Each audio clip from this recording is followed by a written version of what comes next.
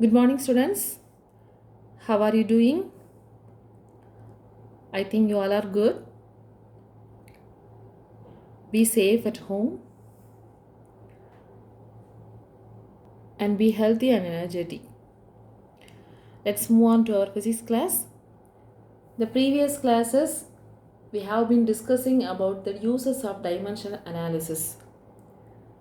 There are three uses. In that, two uses we have discussed. What are the uses? Convert a physical quantity from one system of unit to another system of unit and check the dimensional correctness of a given physical equation.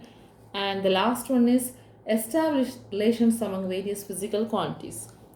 So today we are going to see the third use, that is to establish the relation among various physical quantities. To establish the relation among various physical quantities.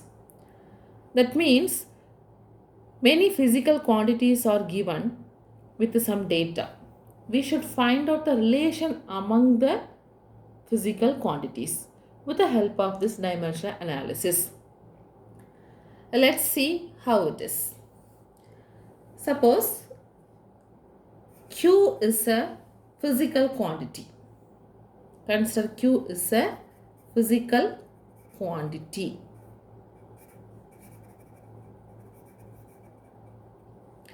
This Q depends upon another quantities such as Q1, Q2 and Q3.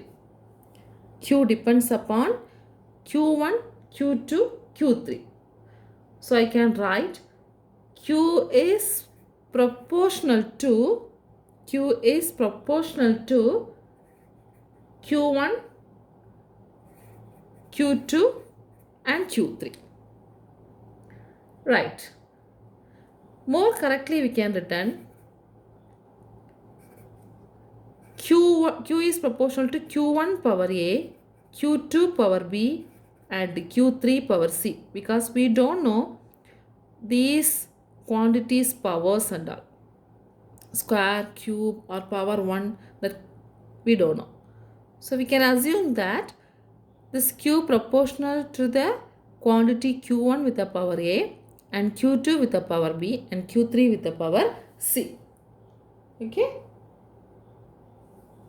Again we can rewrite this expression as Q is equal to proportionality we are going to remove.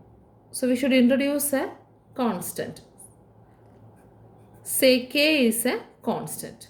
So K, Q1 power A, Q2 power B and Q3 power C, where K is known as the dimensionless constant.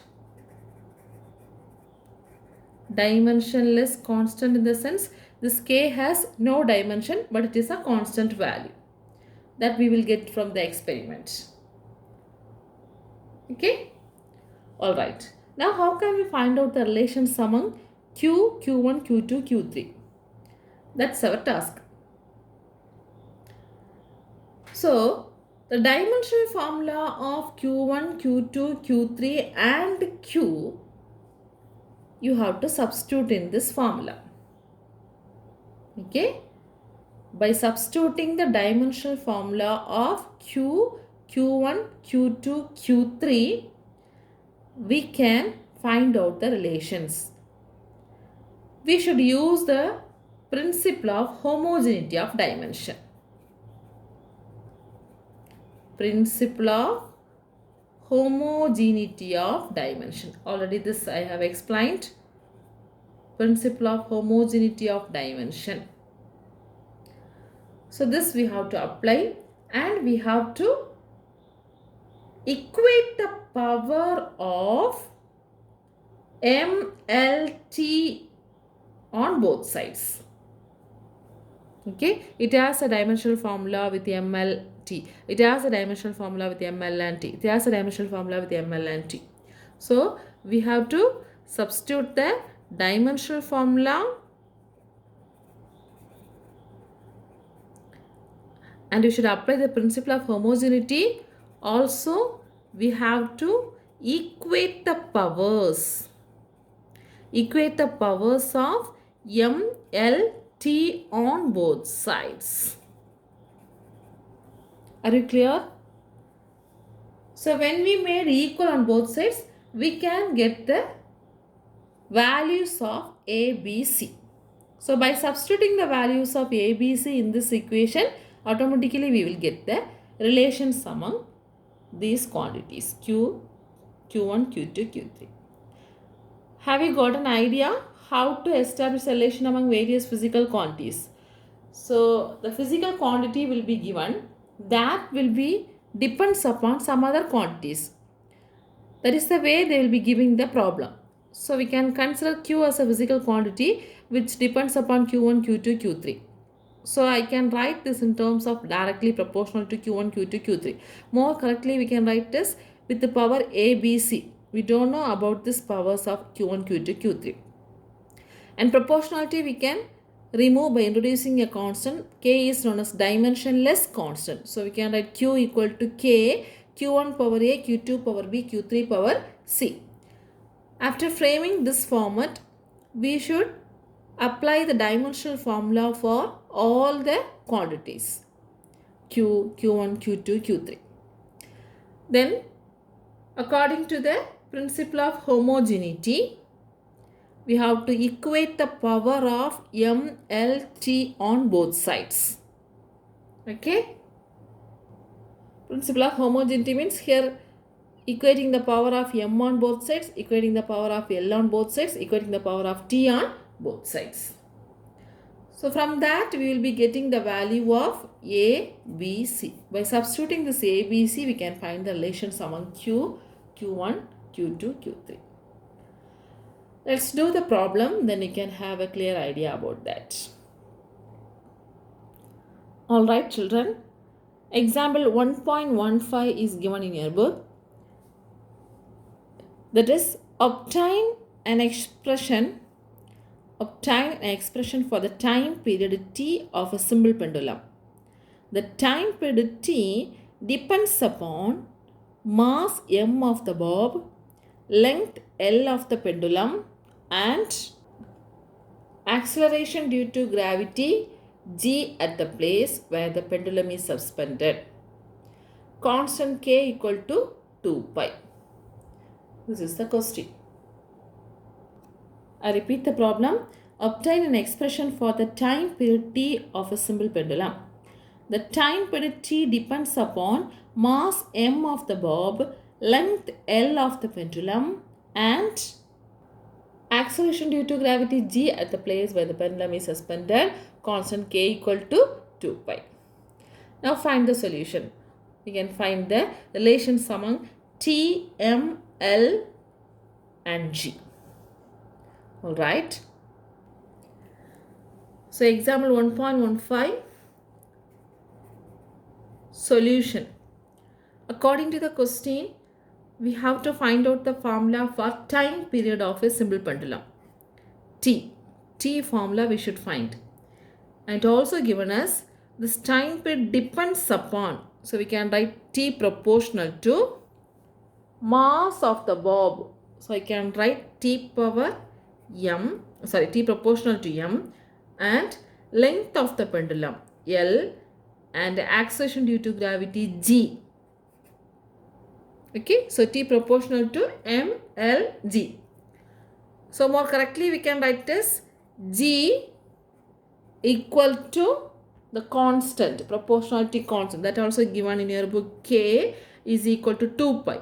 K into M power A, L power B and G power C. So here K is a dimensionless constant, that value is given as 2 pi. Now let's see, find the relations. How to find? We have to substitute the dimensional formula for T, M, L, G. Okay.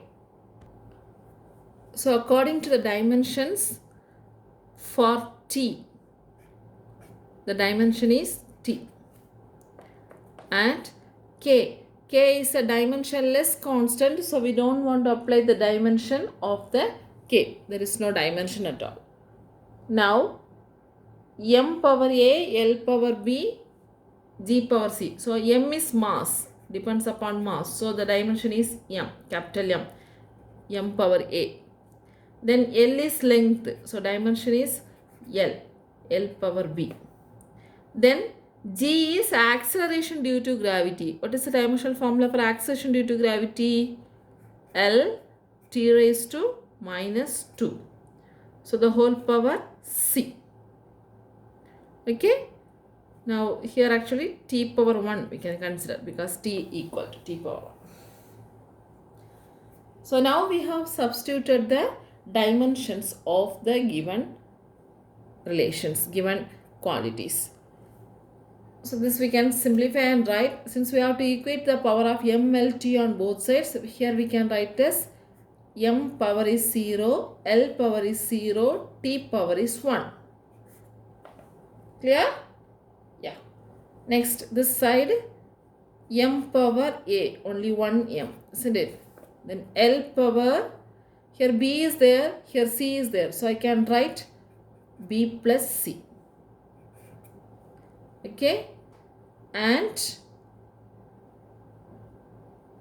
t power minus 2c. T power minus 2c. So you can write like this. Okay. M power a, L power b plus c, t power minus 2c. Here m power 0, L power 0, t power.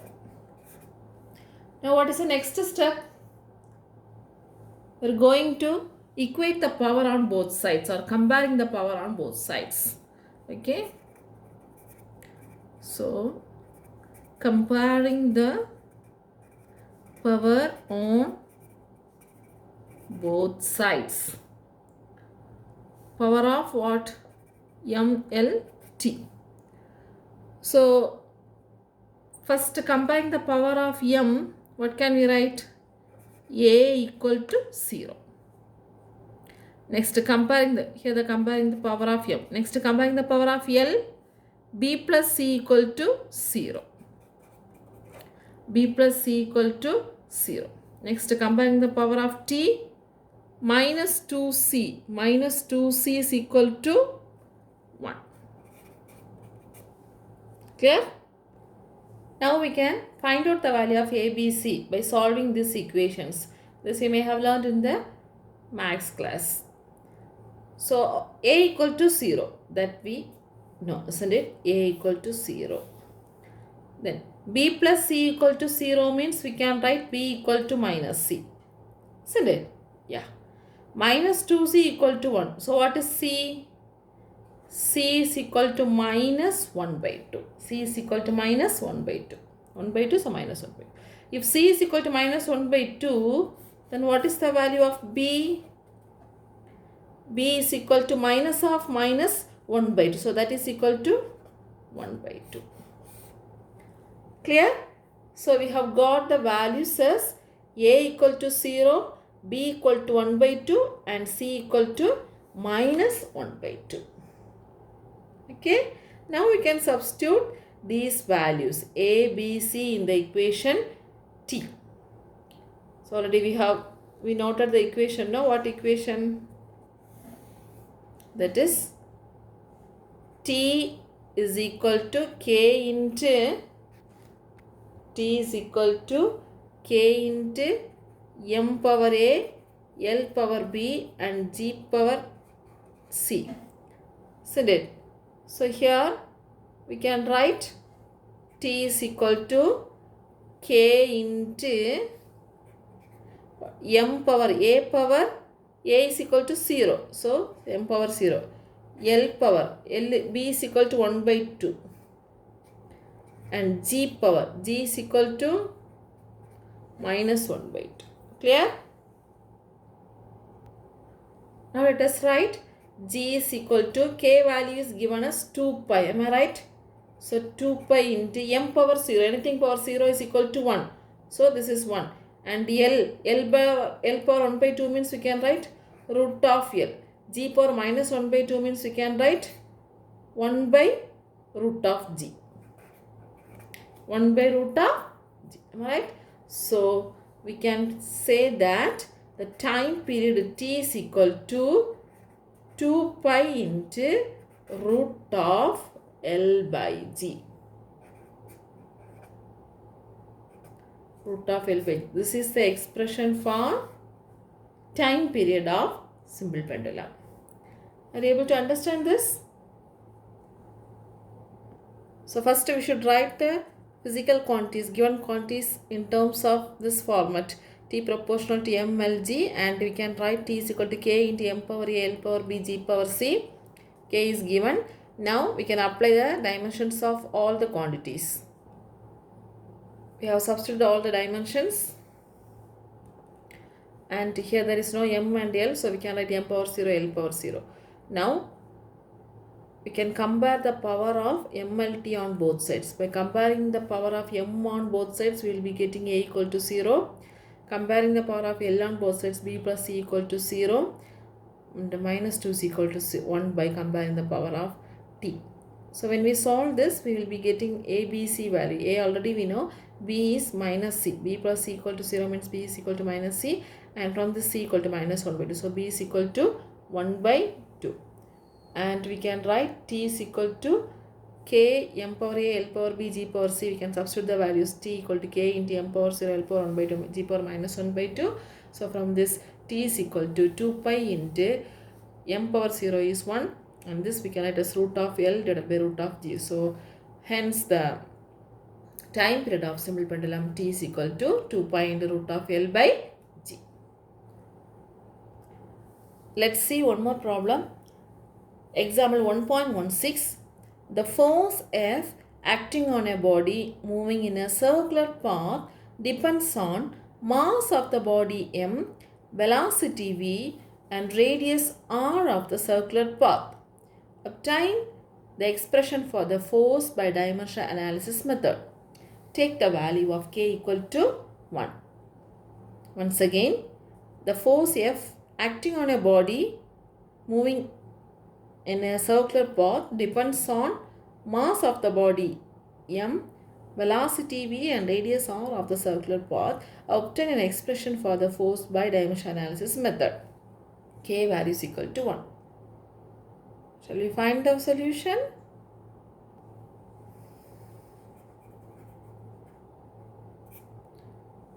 Okay. Example problem 1.16. According to the problem, force acting on a body depends upon mass of the body, velocity of the body, and radius of the circular path. So F proportional to mvr. So next step we can write with the powers, and F proportional to m power A, V power B, R power C. More correct to say F is equal to K into m power A, V power B, R power C. The next step is substitute the dimensional formula for all the quantities. So what is the dimensional formula for force? For force, mLt raised to minus 2. For mass, m. For velocity,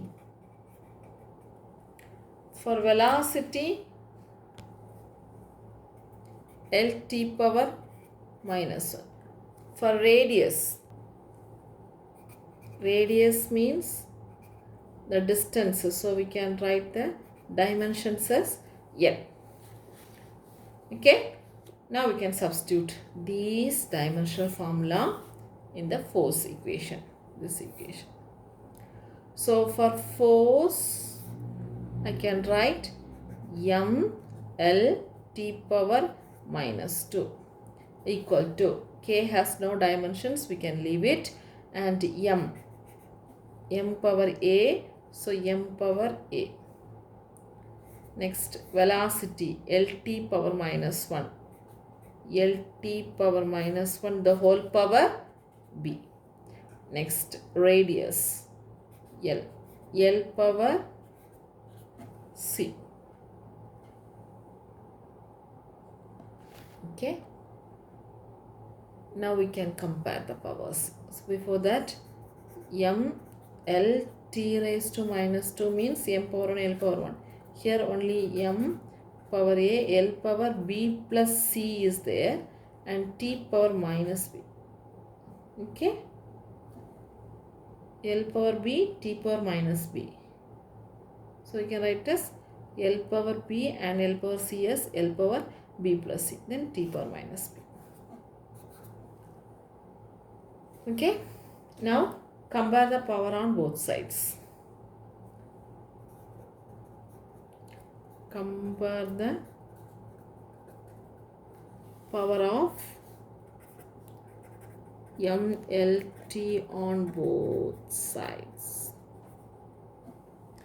What will be the step? A equal to 1. Comparing the power of M, A equal to 1. Comparing the power of L, B plus C equal to 1. Comparing the power of T, minus B equal to minus 2. Minus B equal to minus 2. Okay.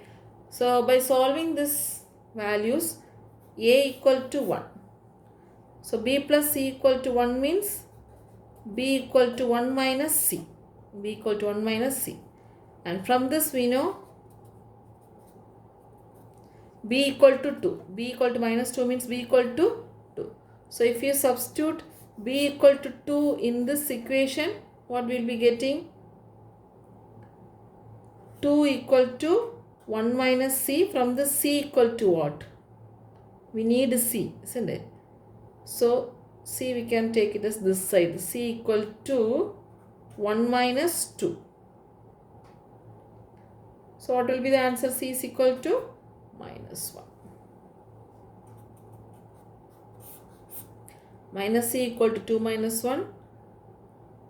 1. So C equal to minus 1. Anyway, C will be equal to minus 1. So we got A equal to 1, B equal to 2 and C equal to minus 1. Now we should substitute all these values in this equation. Isn't it?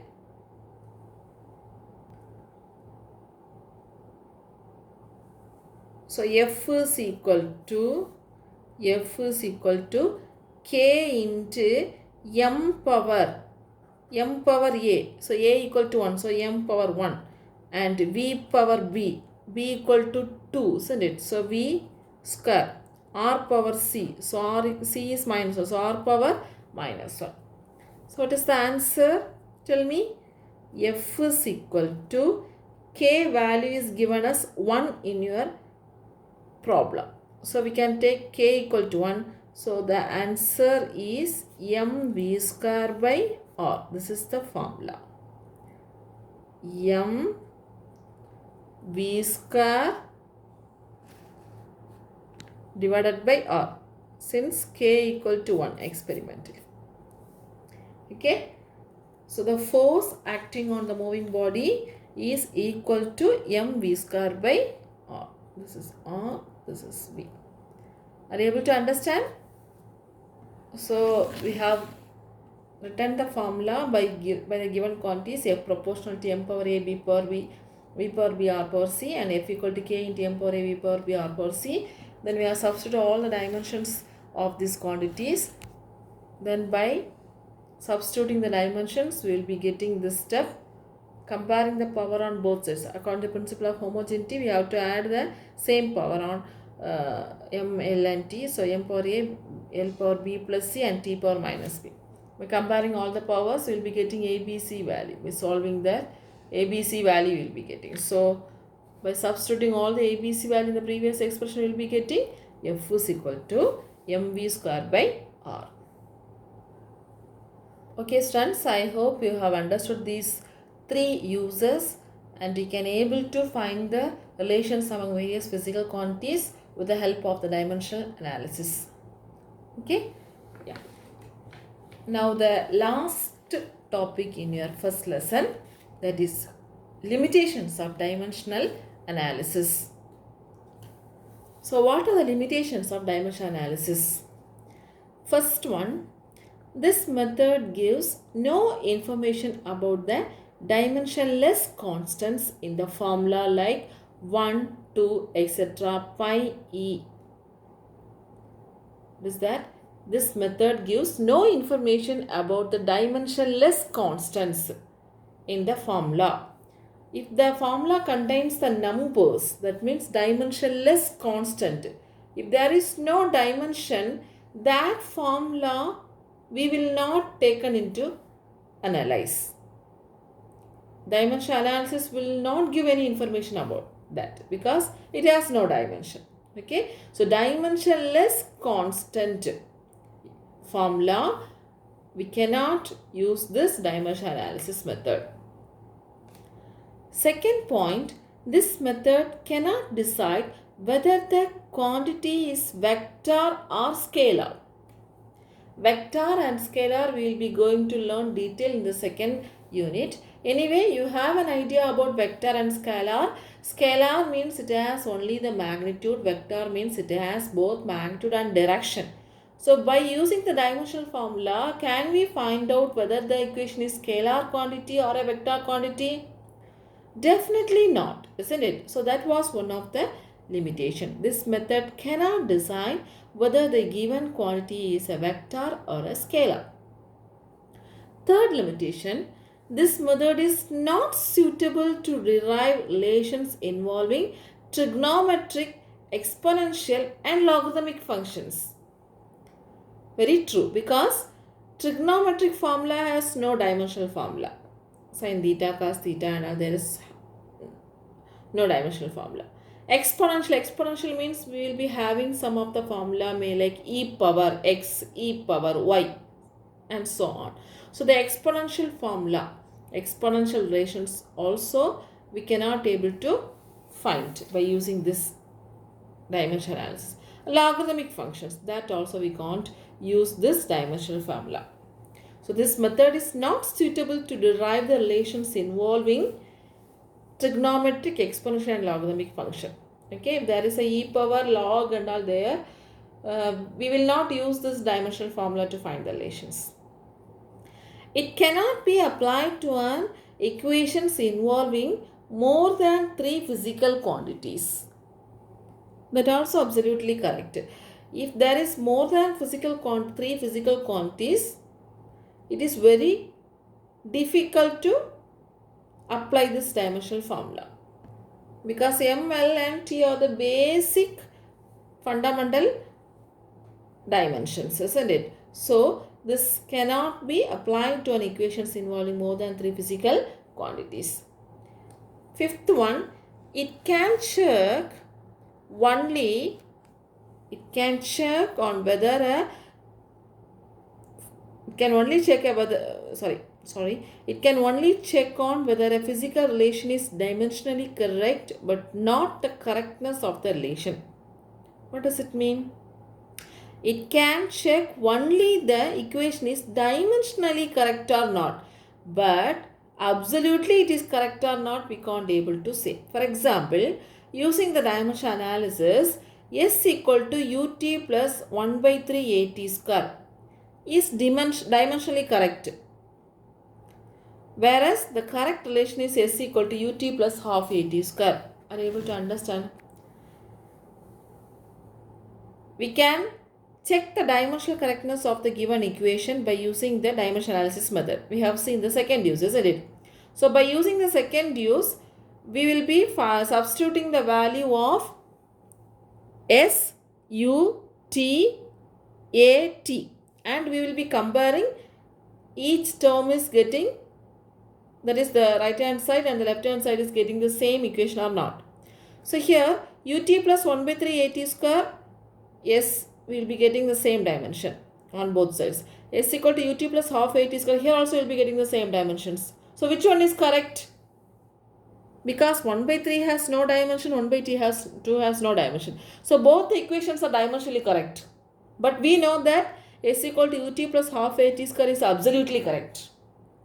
Understand? Can you get my point? So this method can be able to check only whether the equation is dimensionally correct or not. But absolutely it is correct or not, we can't able to say. So these are the limitations of dimensional analysis.